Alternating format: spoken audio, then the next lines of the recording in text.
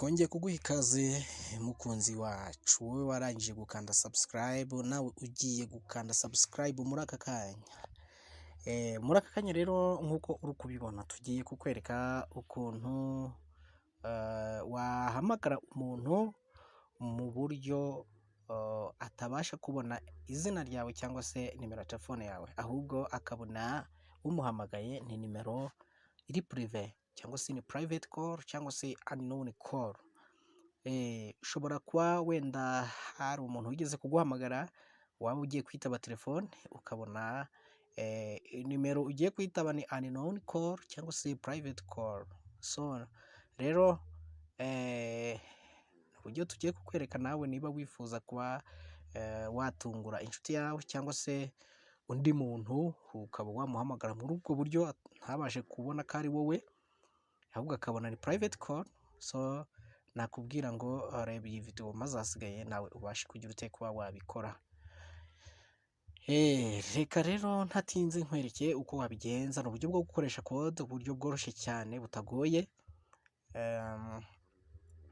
kuko muri telefone z'ubu ngubu ntabwo uburyo bwo gukoresha settings, kujya muri settings hanyuma ukaba wahisha kola ID yawe, ntabwo ubu telefone z'ubu bikibamo. So rero reka nkwereke ntatinze. Fungura telefone yawe rero, hanyuma nurangiza ujye handi handikirwa nimero ugiye guhamagara. Yes, hanyuma numara kuhagera hita wandikamo iyi code ngiye kuguha. Ni iyihe?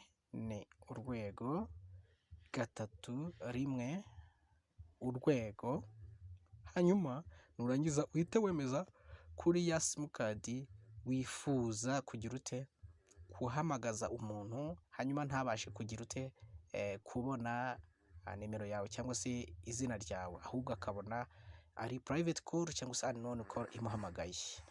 So rero hita uyemezaho ku iyo nimero, hanyuma urabona nk'uko uri kubibona hano bari kukubwira ngo outgoing caller ID service has been disabled. Ushobora nanone kuzasanga kuri telefone yawe wabikora ukabona barakubwiye outgoing caller ID service is off.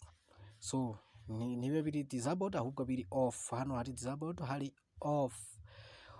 Ni ukuvuga ngo ubu rero niba umaze kubyemeza gutya bagoye aka message, bivuze yuko uhishe iki, uhishe nimero yawe ndetse n'izina ryawe kuri wa muntu uri buhamagare. Ni ukuvuga ngo ntabwo ari buze kugira ute kumenya ko ari wowe umuhamagaye keretse umwibwiye.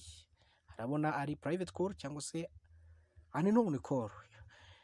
Hanyuma rero ni ukuvuga ngo niba umaze kubikora gutya, ushobora kuba ugiye guhamagara umuntu, birumvikana ugiye kumutungura, hanyuma noneho nyuma yaho ushobora gukenera kugira ute kubikuramo.